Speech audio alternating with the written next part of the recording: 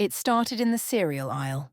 Of all places, aisle 7, between the Honey Nut Cheerios and the overpriced granola. I had just reached for a box of oatmeal when I heard a voice behind me say, "Clara." I turned, and there he was. Michael Thompson, my ex-husband. 10 years vanished in a blink, and suddenly, there he stood, holding a basket of organic nonsense and wearing that same sheepish smile that used to undo me. I smiled, politely, soft, controlled. "Michael, long time no see." I thought that would be it.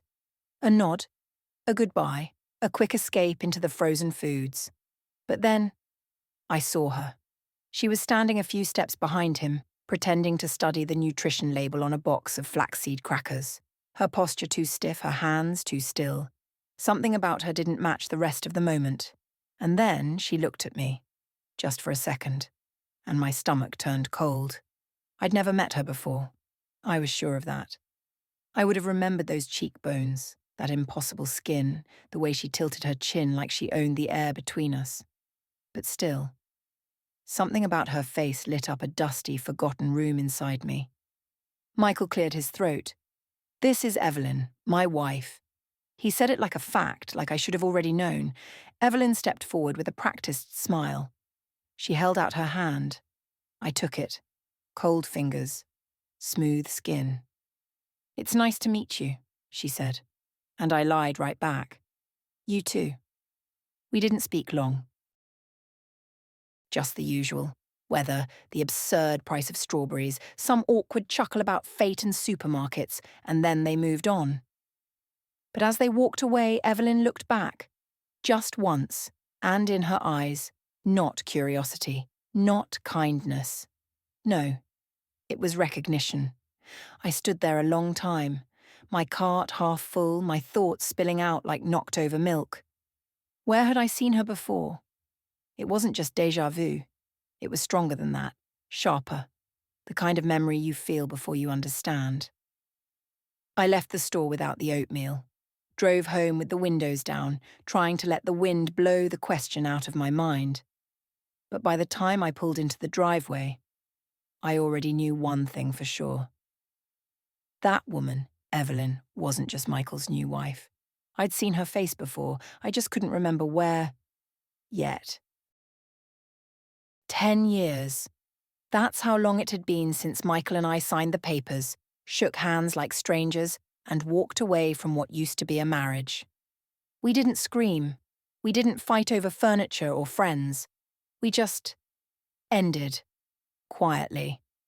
I think silence was the only thing we ever truly mastered together.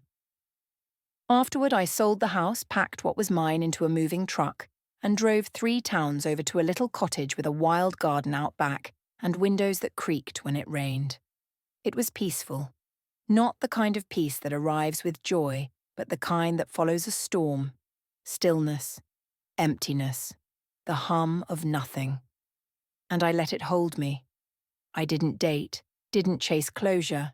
I planted tomatoes, read books I'd forgotten I owned, taught myself to sleep on just one side of the bed.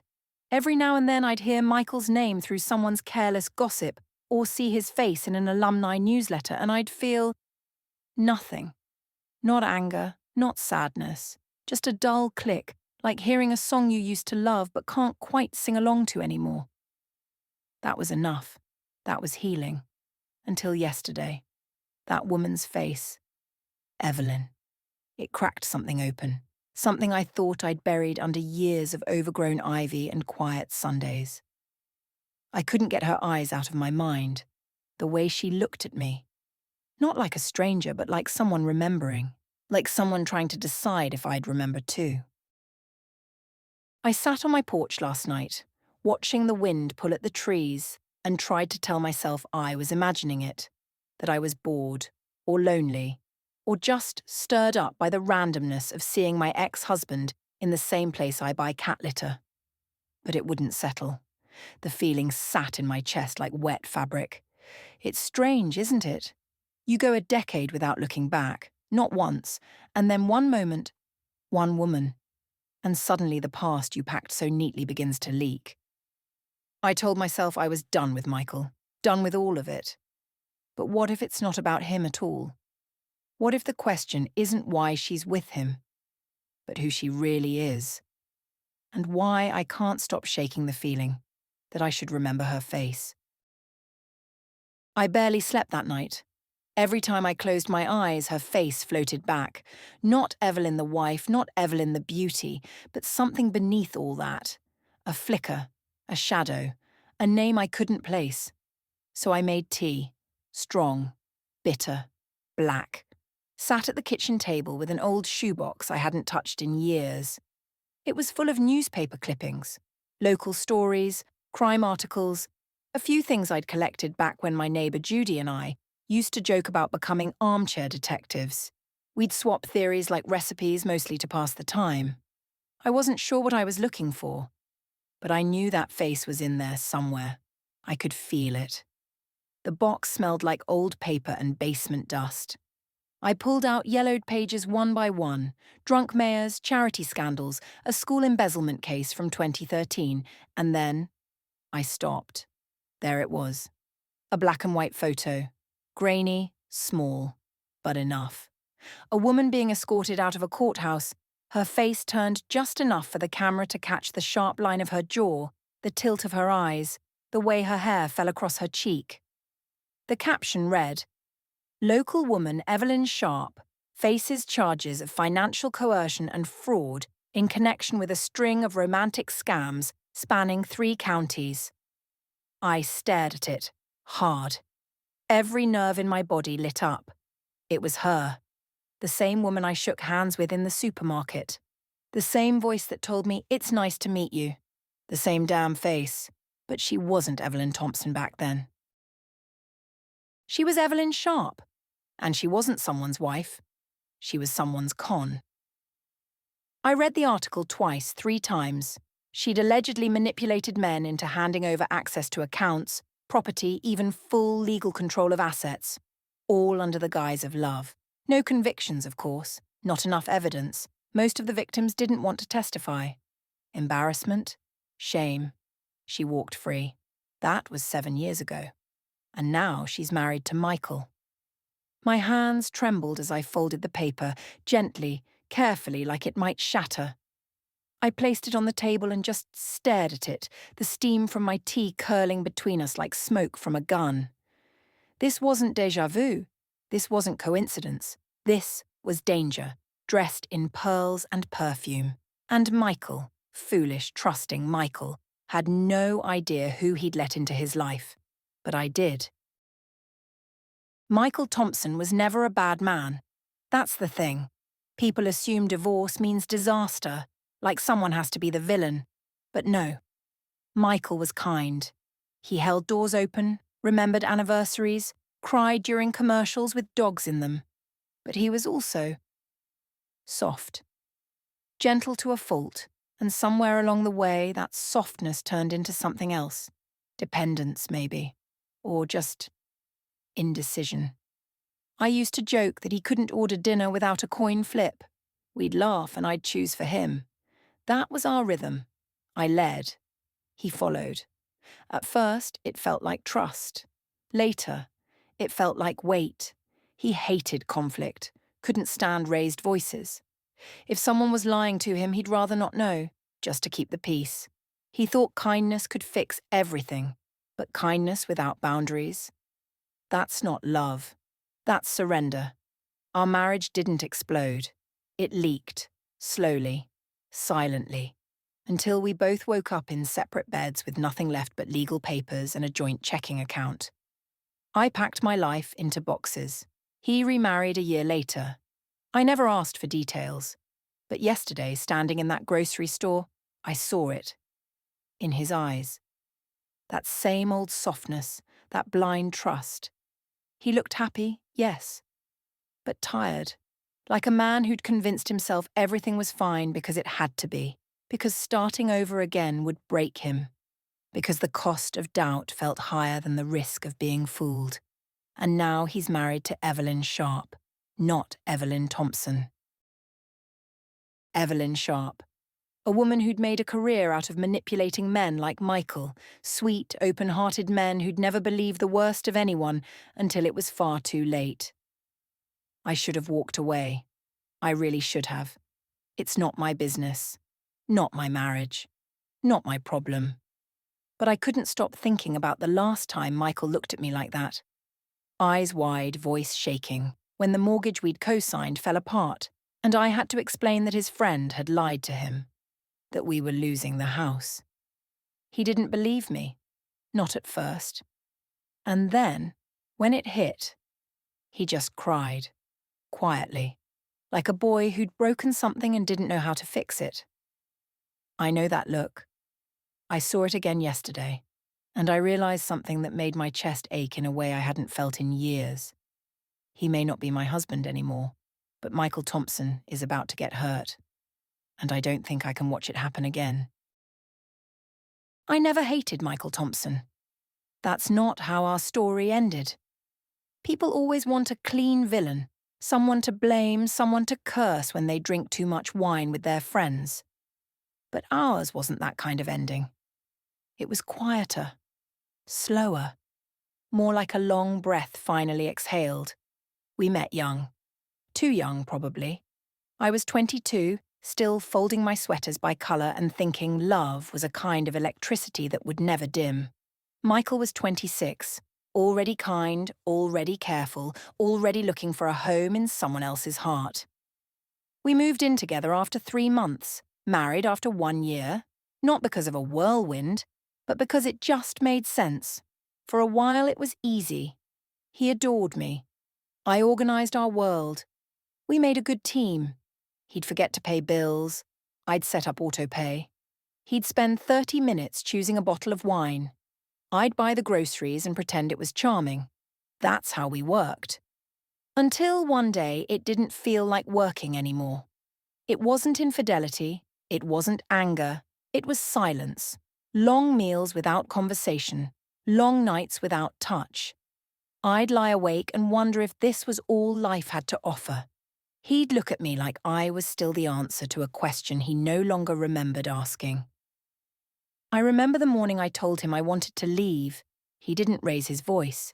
He didn't even cry. He just sat there, staring at his coffee like it might give him instructions. I think he'd seen it coming. Maybe he'd even hoped I'd say it first, because Michael Thompson hated hurting anyone, even when the hurt was already happening. We divorced like two people settling a business. Papers signed, keys exchanged, joint accounts closed with the same politeness we used to thank waiters. It wasn't cold. It was numb. Afterward, I didn't date. Didn't look back. I just started building a life that belonged only to me. And somewhere along the way, I convinced myself that what we had, that slow, fading love, had been necessary. Part of becoming who I am. And then I saw him yesterday, in the same sweater style he wore when we were still married, holding hands with a woman whose smile didn't reach her eyes. And I realized, I don't regret leaving Michael, but I do regret that he never really learned how to be alone, because now he's anything but alone. And somehow he might be more vulnerable than he's ever been. I sat with the message on my screen for a long time, just the blinking cursor waiting. It had been over a decade since I'd last typed his name into anything. Michael Thompson, my ex-husband, the man I hadn't spoken to since the ink dried on our divorce. I didn't want to be dramatic. I didn't want to interfere. But something about that photograph, about Evelyn Sharp, made my fingers move before my mind could stop them. So I typed, "Be careful, please." Then I hesitated and added, "I think your wife isn't who she says she is." I hovered over the send button, took a breath, then hit it. There was no going back after that. For 5 minutes, nothing. 10. Then my phone lit up with a simple reply. "Clara? What is this about?" I didn't know how to explain it all through a screen. Not the photo, not the past, not the sudden crawling dread in my chest. So I asked, "Can we talk?" In person. One coffee. That's all I'm asking. There was a pause. Then, okay. We agreed on a time, Thursday afternoon, 2 o'clock. The little cafe near the train station. Neutral ground. Familiar but impersonal. I hadn't been there in years, but I remembered the lemon cake being decent and the windows catching the sun just right. When the day came, I got there early, wore my navy cardigan, nothing too formal, but not nothing. I still don't know why that mattered. Maybe I just didn't want to look like someone who spent 10 years collecting dust. Michael walked in 5 minutes late, same gait. Same polite smile, a little grayer at the temples, a little slower in the eyes, but still unmistakably him. He looked surprised to see me. Clara, you look like myself, I finished, forcing a small smile. He laughed softly. Yeah, exactly. We sat, ordered coffee, and then the pause. That quiet stretch where two people try to remember how to speak to someone who once knew everything. I didn't dance around it. I saw you with her, I said. Evelyn, at the store. And I recognized her. Not from my life, but from someone else's headline. His brow furrowed. What do you mean? I reached into my purse and slid the folded newspaper clipping across the table. His hands trembled when he opened it. That's when I saw it. The flicker behind his eyes. Recognition, confusion, and something close to fear. And I knew, in that moment, part of him had already started to wonder. He just hadn't let himself believe it, until now. Michael stared at the clipping for a long time, his fingers resting just on the edges, like it might burn him if he touched it fully. Then he gave a short laugh. Not cruel, not mocking, just nervous. The kind of laugh people make when they're trying to float above something sinking.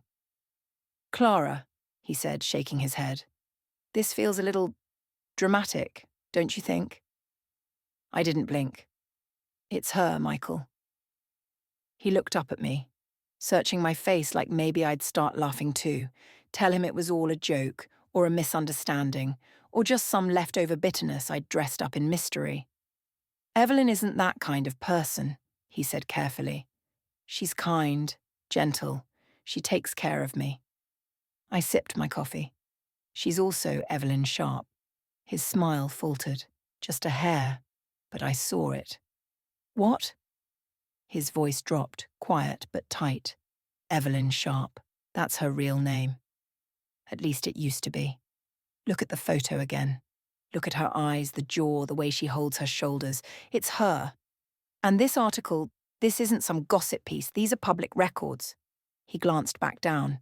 But this was years ago. People change. Do they? I asked softly. There was a long silence between us. The clatter of silverware from another table filled the space. He stared at the paper like he was trying to erase the words with his eyes. Then he said, You really think I'm that gullible? I didn't answer. He sighed and leaned back. This is because I remarried, isn't it? You think I jumped too fast? That I didn't grieve properly? That I didn't stay alone long enough to prove something? Michael, I said calmly, this isn't about me. I don't want you back. I'm not jealous. I'm not angry.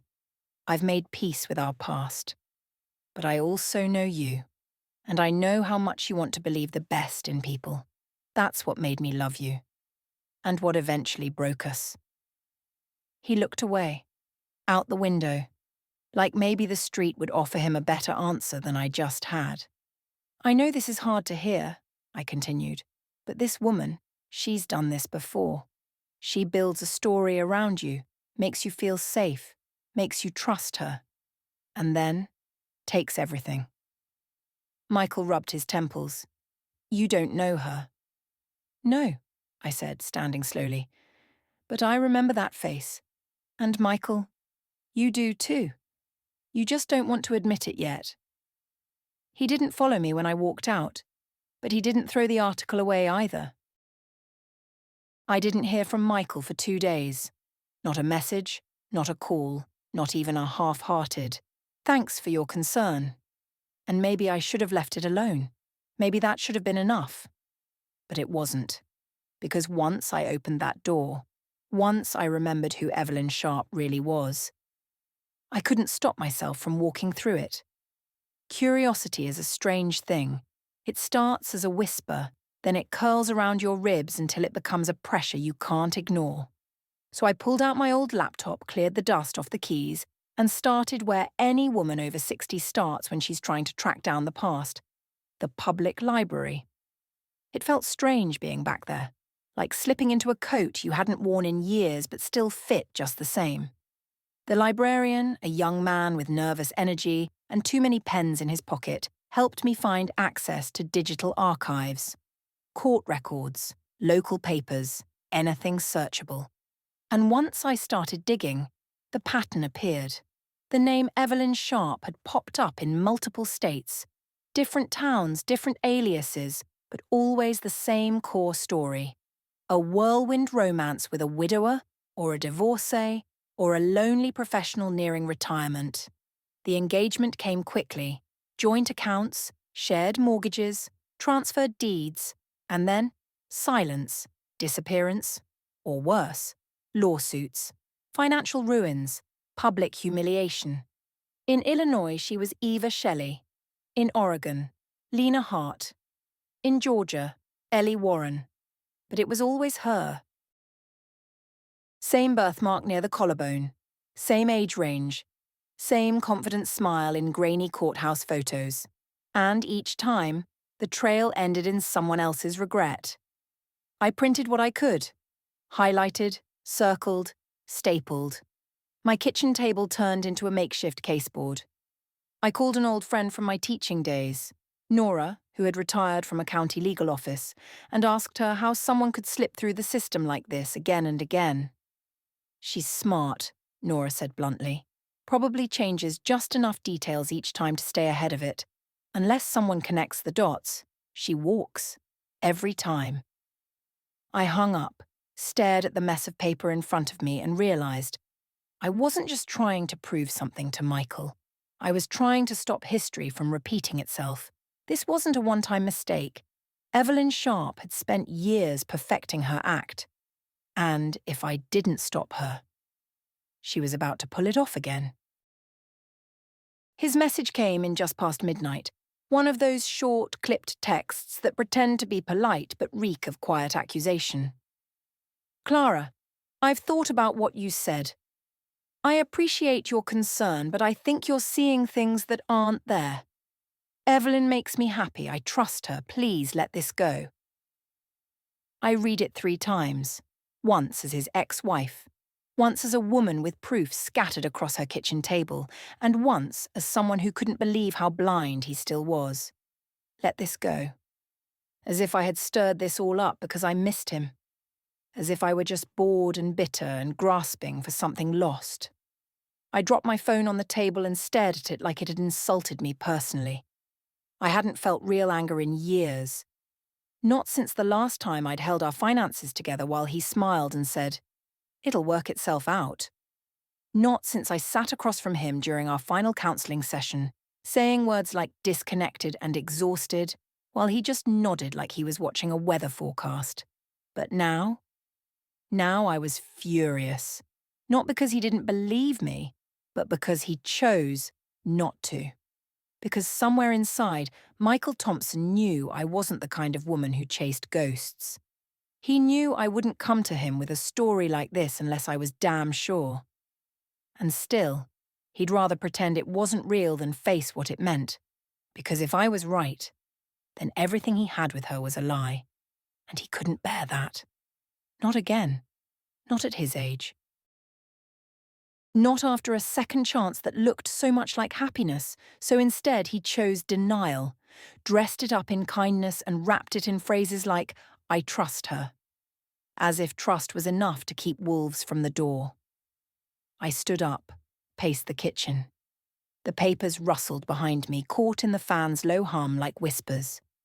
Evelyn Sharp had done this before 4 times, maybe more, but this time was different. This time, someone saw her coming. And the man she was targeting? He still wanted to believe she was his fresh start, but I wasn't going to let her finish the game. He didn't have to believe me. Not yet, because soon he wouldn't have a choice. There was a box in the back of my closet, tucked behind winter coats, and an old yoga mat I kept lying to myself about using again. I hadn't opened it in years, not since the move, not since the last time I let myself really remember who we were. Inside were letters, not sent, not stamped, not even signed. Just folded sheets of paper, some on notepads, others on the backs of grocery lists. Words written late at night when the house was too quiet and my heart felt too loud. I never meant to send them. I think I just needed to say things somewhere. One read, "I miss the way you used to touch my back in the kitchen. Like it was automatic. Like you didn't even think about it." Another, "You smiled at me tonight, but it didn't reach your eyes. I smiled back anyway. I don't know why." Some were angry, others tired. Most were soft, like my heart still wanted to believe we could find our way back if I just phrased it right. There was something innocent in them. Naive, maybe, but honest. Reading them now, I didn't feel sadness. Not exactly. It was more like watching a younger version of myself struggle to keep a candle lit in a room where the wind never stopped blowing. I don't think Michael ever knew how many nights I sat on the edge of our bed, wanting to speak, but not knowing how. How many meals I made without appetite. How many times I stood in the hallway, listening to him laugh at a show we no longer watched together. He was never cruel, never unfaithful, just absent, in the quietest way. And I disappeared too, slowly, respectfully, until we were two ghosts sharing a kitchen. I put the letters back carefully, not because they hurt, but because they reminded me of a truth I'd nearly forgotten, that I had loved him, truly. Not the kind of love that burns down cities, but the kind that folds laundry, checks in, stays up when you're sick. The ordinary kind, the kind that gets taken for granted, until it's gone. And maybe that's why this fight, this Evelyn thing, wasn't just about justice. Maybe part of me still wanted to protect the man I once wrote unsent letters to. The man who used to rest his head on my lap when the world felt too loud. Even if he'd stopped hearing me long before I stopped speaking. It was Nora who gave me the name. She called late one evening, her voice low like we were teenagers sharing secrets under a blanket. "I found something," she said. Or rather, someone. The woman's name was Meredith Lang. I searched it that night, heart hammering, fingers stiff on the keyboard. The photo was small, cropped from a newspaper column. But it was her. Same warm brown eyes, same heartbreak buried in her expression. She lived just one state over. I sent a message. Simple, cautious. "I'm sorry to bother you. I think we may have something, or someone, in common. I'd like to talk, if you're willing." She answered the next day. We spoke over video, her face pixelated but clear enough. She looked tired, tired in a way I recognized instantly, the kind of tired that doesn't sleep out of your bones. Her name was Lena Hart back then, Meredith said. We met at a charity auction. She was dazzling, funny, knew just when to laugh, when to touch your hand. I was vulnerable, 2 years out of a divorce, trying to be brave. I didn't interrupt.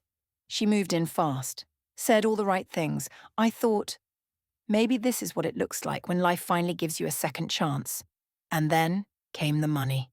Her voice trembled just once. She said she needed a small loan, just to sort out some frozen inheritance. Nothing major. Then she asked to co-sign the apartment lease, then the car, then the joint account. You know how it goes. I nodded. I knew. Meredith looked away for a second. By the time I realized what she was doing, she was already gone, took $26,000, my car, and my trust. I swallowed hard. Did you report her? I did, but it didn't matter. She'd already changed her name, deleted everything. The police said they couldn't trace her without a solid ID. No one believed me. Not really.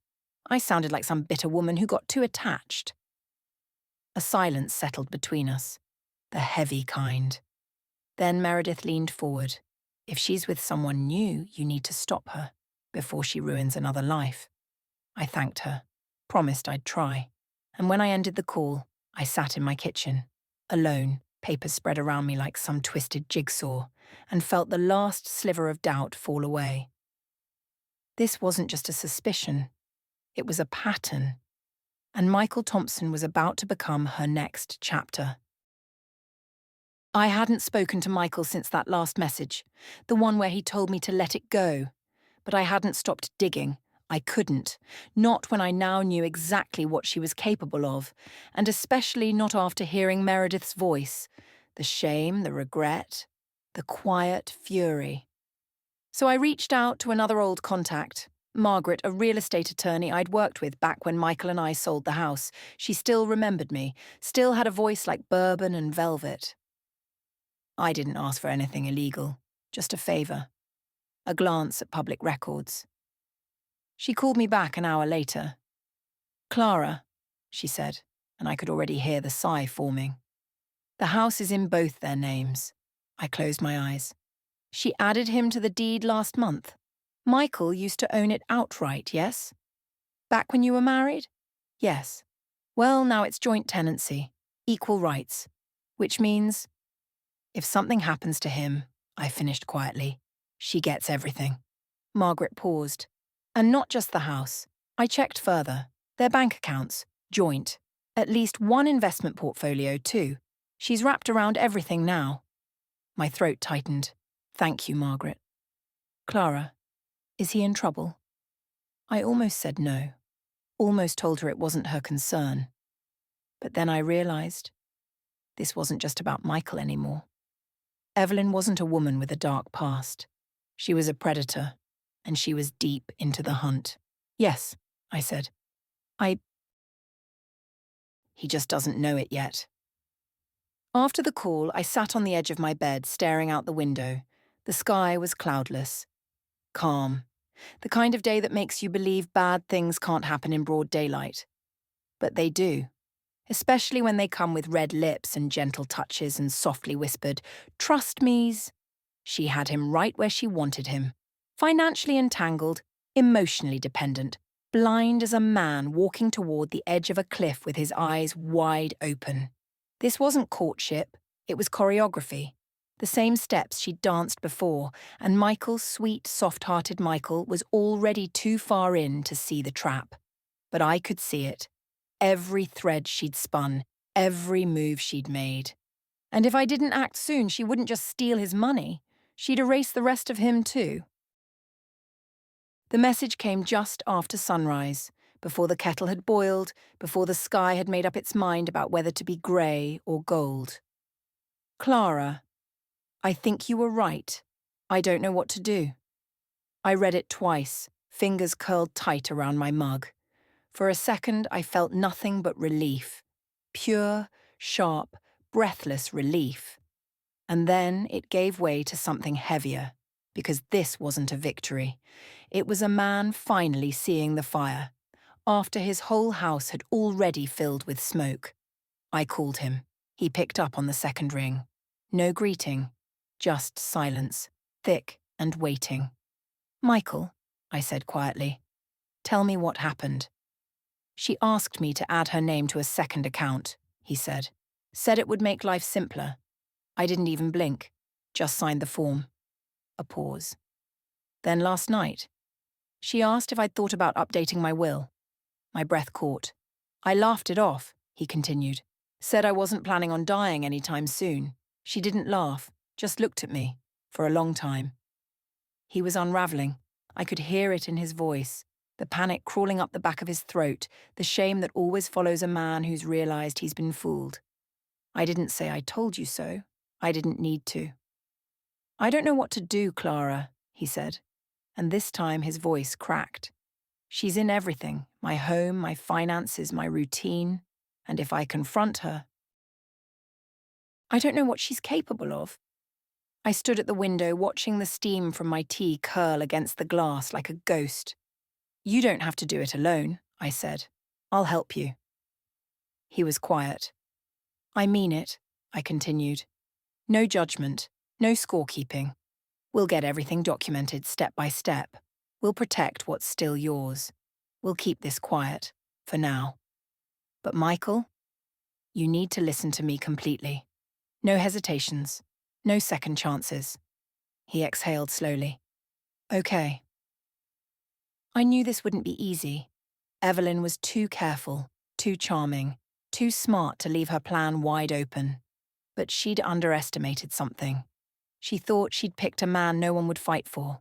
She didn't know I was still watching, still willing, still here. And this time, I wasn't walking away. We started small. Michael began forwarding emails. Innocent at first glance, notes about shared bills, weekend plans, the usual choreography of a married life. But woven between them were threads of something darker, a gentle pressure, a pattern of control. She didn't demand, she suggested sweetly, consistently, until her wishes became his routine. There was one message that made me stop reading. You're not like Clara. You don't need to think so hard about everything. You just trust me. That's why we work. He hadn't seen it for what it was, but I did. That quiet rewiring of memory, turning love into weakness, framing thoughtfulness as doubt. She was reshaping him piece by piece, making sure there was no room for questions. He also told me about the night she cried. She said she had nightmares, he murmured, about being abandoned. Said her last partner ruined her, that she was scared I'd leave too. I bit my tongue. Evelyn Sharp was a master of ghosts. She knew how to summon pity, how to perform vulnerability without ever showing real cracks. She didn't steal with force, she stole with softness. That's what made her dangerous. Michael agreed to install a recorder, a small one, legal in our state as long as one party consents. We hid it in the den, where she usually made her calls. It took 3 days to get something. I was sitting at my table when the file came through. I listened once, then again. Her voice, calm and clipped. He's almost ready. Just a few more weeks. Then the account switches and the property form gets filed, and that's it. I'm done playing wife. She laughed at the end of it. Soft, cruel, like someone who'd already won. We didn't speak for a while after that. Michael was shaken. He kept pacing, rubbing his hands together, asking questions with no answers. Why me? Why any of this? But deep down, I think he knew. Because men like Michael, kind, trusting men, they're exactly the kind Evelyn hunted. Not because they were rich, but because they wanted to believe. In goodness, in second chances, in love that came without warning. Now we had what we needed, proof. The next steps would require care and courage. But for the first time in this twisted story, the curtain was beginning to lift. And what hid behind their perfect little life was a performance so precise, it almost fooled everyone. Almost. I was standing in my garden pruning back the roses when it hit me. The weight of it all, the emails, the recordings, the whispered phone calls after dark. The way Michael's voice now trembled when he spoke, like a man constantly waiting for the other shoe to drop.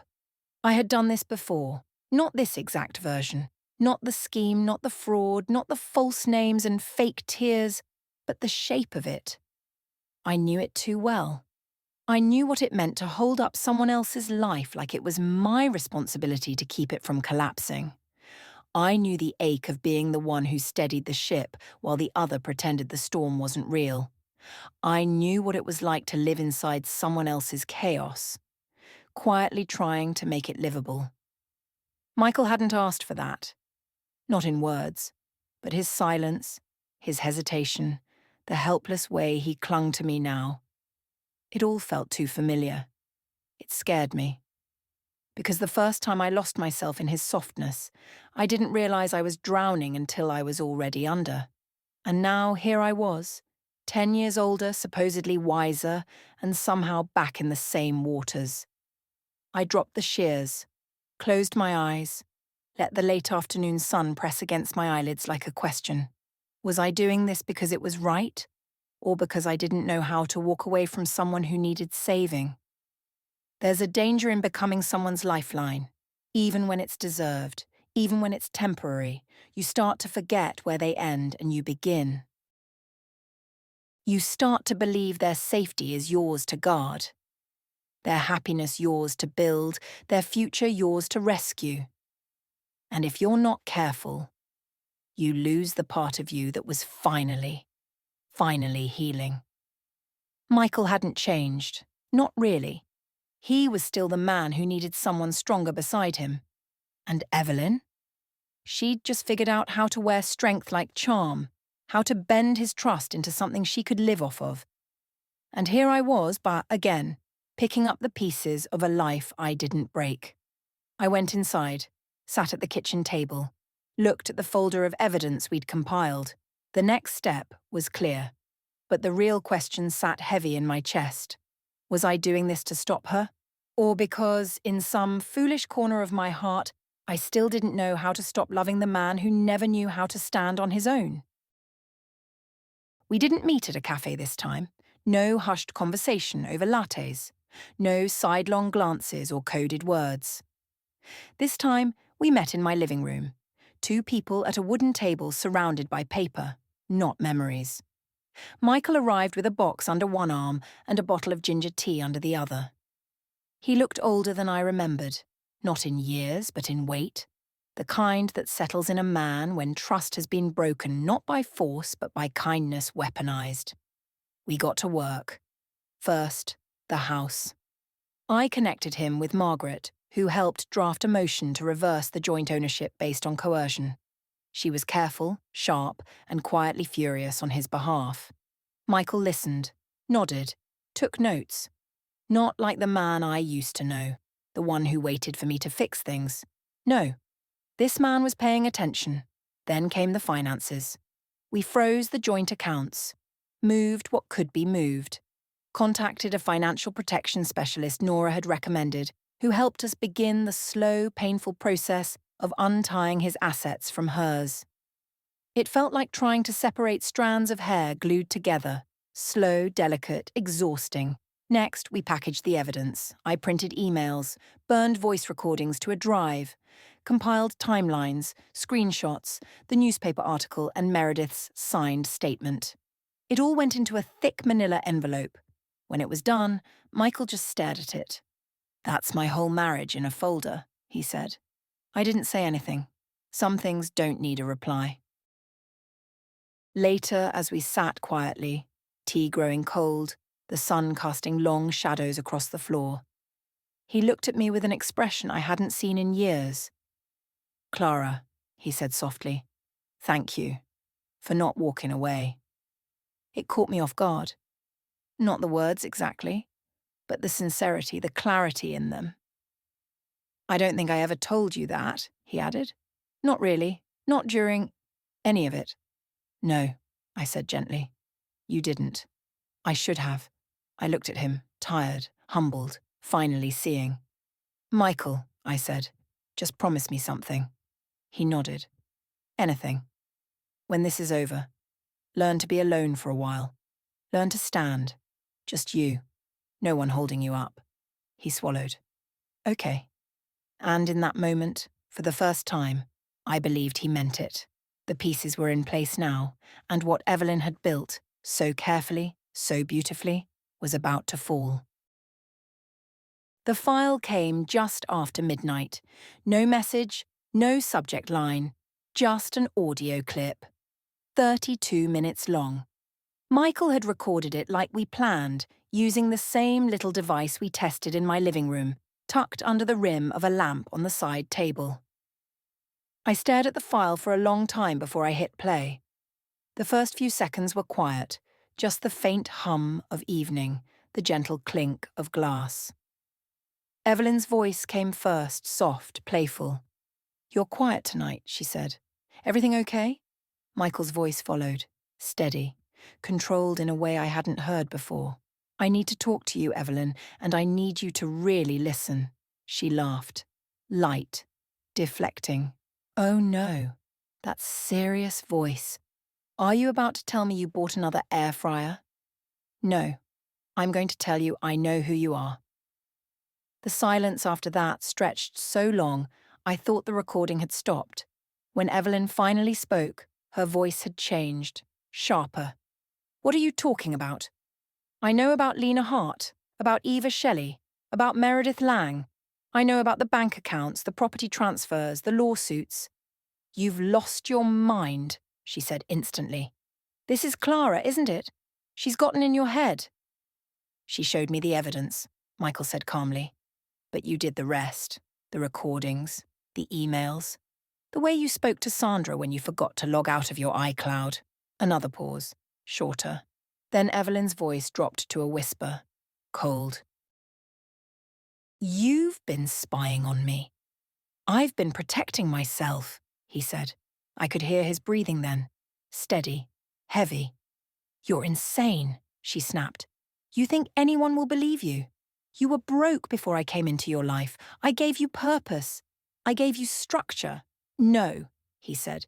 You gave me a script, and I kept reading it until I didn't recognize my own voice anymore. Her chair scraped loudly, metal on tile. You want to throw away everything we built? Because your ex-wife stirred up old wounds? This isn't about Clara, he said firmly now. This is about you and the life you built on lies. Another silence. Then, suddenly, softer. Too soft. Michael, please, let's not do this. Let's just talk. You're tired. I know you've been stressed. He cut her off. I'm done talking. The lawyer will be in touch. The file ended there. No screams, no crashing plates, just quiet. Final. I sat in the dark for a long time after it ended, and for the first time, I was proud of him. He didn't run, he stood. It happened faster than I expected. 3 days after Michael confronted her, she was gone. Left the house in the middle of the night, took only a small suitcase and her passport. No note, no call, just silence, her final disappearing act.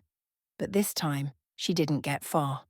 The private investigator Nora had connected us with had already flagged her name to a contact in law enforcement. Once the file was complete, with every scrap of evidence we'd gathered, every alias traced, every victim's statement bundled, it was handed off to the right hands. And on a quiet Wednesday morning, Evelyn Sharp, also known as Lena Hart, also known as Eva Shelley, also known as Ellie Warren, was arrested in a hotel lobby 2 towns over. Michael called me just after it happened. His voice was hollow, the way a house sounds after the furniture is gone. She didn't even fight it, he said. Just put her hands out, like she knew it was finally over. That afternoon, her face appeared in the local news. Not a mugshot. Not yet, but an old press photo from one of the previous investigations. The caption read, "Local woman under investigation for long-standing pattern of financial fraud and identity manipulation. Multiple states involved," neighbours whispered. The grocery store clerk gave me a knowing look when I bought milk the next morning. And Michael. Well, Michael stayed home. He told me he kept walking through the house like he was waiting to find something missing. But it was all still there. Her perfume, her slippers, her world, intact. It was him who felt erased. The press wanted statements. He declined. I did too. This wasn't about spectacle. This was about surviving something no one ever imagines themselves falling into. And yet, even with the justice, even with the truth rising to the surface like a slow breath from deep water, there was no celebration, no champagne, no great unburdening, just stillness. I sat on my porch that night, blanket around my shoulders, and looked up at the stars, not for comfort but for confirmation. It was over. She was gone. But Michael didn't get back his peace, and I didn't get back the 10 years I'd spent trying not to feel anything for a man who never learned to protect himself. We got the truth, and it did what truth always does. It set things right. But not without a cost. The rain came in slow that morning. Not the kind that hammers the windows or sends the leaves flying, but the soft kind. Gentle, reluctant, like even the sky didn't want to interrupt the quiet too loudly. I made tea. Jasmine, my favourite, no reason to dress it up, just hot water, a chipped mug, and the sound of raindrops tapping the roof like a steady heartbeat. I hadn't heard from Michael in a week. He needed space. I understood that. He was unravelling a whole life, and not just the months with Evelyn. He was peeling back years of believing in things that had turned to smoke. And grief, I've learned, doesn't always come from loss. Sometimes it comes from realising what was never really there to begin with. The message came just after I'd poured the tea. Clara, I don't know what I would have done without you. Thank you, truly. I'm sorry for so many things. If there's any part of you that's still... It stopped, then continued. I'd like to see you, start over, if there's a way. I stared at it for a long time. My thumb hovered over the screen, not because I didn't know what to say, but because I knew exactly. I took another sip, let it sit in the silence. Then I typed, Michael, I loved you once. The kind of love that folds socks and remembers your mother's birthday and keeps showing up even when it's tired. I don't regret a minute of it. Another pause. But sometimes love isn't meant to come back. Sometimes it's meant to hold you steady when the floor gives out, and then step aside so you can learn how to walk alone. I hit send. I didn't cry. I didn't ache. I didn't lean into the familiar ache of what could have been. Because it wasn't about him anymore. It was about me. About who I'd become in the quiet years, in the garden, in the stillness. About the woman who didn't need to be needed anymore. Not like that. Outside, the rain thickened. I opened the window a little, just enough to let the scent in. Fresh earth, wet leaves, the beginning of something else. The tea was still warm. The world was still turning. And for the first time in a long time, I felt full. Not of hope, not of sadness, but of something better. Peace. The garden had gone a little wild. Nothing dangerous, just overgrown. The lavender bush had doubled in size, pressing against the walkway like it wanted attention. The tomato vines were tangled and proud, still clinging to their last fruits of the season. And the roses, stubborn, thorny things, bloomed like they didn't care that fall was just around the corner. I spent the morning with my hands in the dirt. No phone, no news, no lingering thoughts of courtrooms or emails or names that didn't belong to the people who wore them. Just soil under my nails and the familiar ache in my knees as I crouched to trim what needed trimming, pull what didn't belong, and give the roots a little room to breathe again. There's something sacred about that kind of work, the quiet rituals of tending. You don't get applause for it. No one notices when it's done right, but it matters. It keeps things alive. I didn't think much about Michael that day. Not in the way I used to, not with longing or sorrow, just gently. Like a song you once loved that plays in the background while you wash dishes. He was rebuilding now. His own place. His own name back on the deed. He'd thanked me again. I'd wished him well again. And then we let it rest. No grand finale, no second act. Just the soft understanding that some chapters don't need revisiting to still be part of the story. As I watered the marigolds, I found one of the little garden stones I'd painted years ago, chipped at the corner, faded by sun. On it, in crooked letters, I'd written, "Grow anyway." I smiled. Because that's the thing, isn't it? Life doesn't promise closure. Not the kind we dream about. Not the neat cinematic kind with orchestras and epilogues. Sometimes the bad people get away with it for years. Sometimes the good people stay blind until the pain forces them to open their eyes. And sometimes we spend a decade healing, only to find ourselves dragged back into a story we thought we'd finished long ago. But even then, we get to choose. Who we fight for, what we walk away from, when to stay quiet. and when to finally speak. The garden was still wild, still imperfect. But so was I, and that, I had learned, was more than enough. You don't always get justice, but sometimes you get to choose who you become in the end. What part of this story touched you the most? Share your thoughts in the comments. I'd love to read them. If this story felt close to your heart, give it a like, subscribe if you want to be part of a space where real stories matter. Got a couple more minutes? Check out the next story. It's also about the things we rarely say out loud.